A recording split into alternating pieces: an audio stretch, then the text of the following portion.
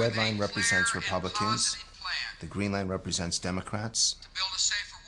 Frank Luntz is a top American pollster and an advisor to the Republican Party. He analyzes the political concepts the public responds to and helps politicians script their approach. That government should help people improve their lives, not try to run their lives. Okay, he gives the phrase. Watch that reaction right there. It just goes up and up. Shortly after George Bush was elected president, Frank Luntz met with Republicans. Some in the party doubted the evidence of global warming, but they had to make their skepticism look credible. Luntz had an answer. His strategy, which began with a warning, was contained in a confidential memo that was later leaked. The environment is probably the single issue on which the Republicans in general and President Bush in particular are most vulnerable. It offered key advice. Cast doubt over the science. Question the notion that the world is getting hotter. Ask if global warming is even real. You need to continue to make the lack of scientific certainty a primary issue. In 2000, the science was not definitive. There were plenty of people at that point who were challenging it.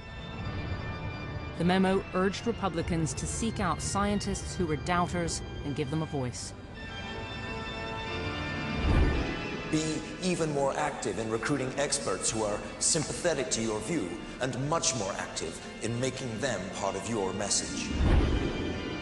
Otherwise, it implied, the Republicans were in grave danger of losing votes in the next elections. Should the public come to believe that the scientific issues are settled, their views on global warming will change accordingly. Today, Frank Luntz says the advice he offered the administration on global warming was fair when he gave it, but he's distanced himself from their policy since. It's now 2006. Now I think most people would conclude that there is global warming taking place and that the behavior of humans are affecting the climate. But the administration has continued to follow your advice. They're still questioning the science. That's up to the administration.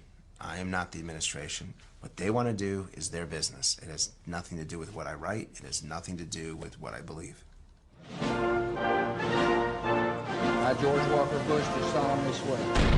Since coming to office in 2001, the Bush administration is accused of taking Luntz's advice far beyond what it suggested and turning it into a nightmarish reality. Bush's government is accused of conducting a campaign to censor global warming scientists and of altering or stifling their reports. The technique varied depending on their relationship to the report. If they could suppress it, they would. If they couldn't, they would ignore it. If they could edit it, they would edit it. Rick Piltz is a whistleblower. He left his job in government appalled at the suppression of information he'd witnessed. The Bush administration now officially accepts that global warming is real and that humans contribute to it. But the president still seems to be wrestling with the basic issue. I mean, this is not buried in the past. Just a couple of weeks ago, the president in the Q&A at a public event had a question from someone from Australia. Brendan O'Connor from Australia. Thank you. I've got a question about global warming. What are you doing about it? What about it? What is your plan? Good. First of all, there is... And the president said, yes, global warming. The globe is warming. The globe is warming. The fundamental debate, is it man-made or natural? The fundamental debate, is it man-made or natural? That's not a fundamental debate. It's not a fundamental debate in the science community. To put it that way is to misrepresent the intelligence.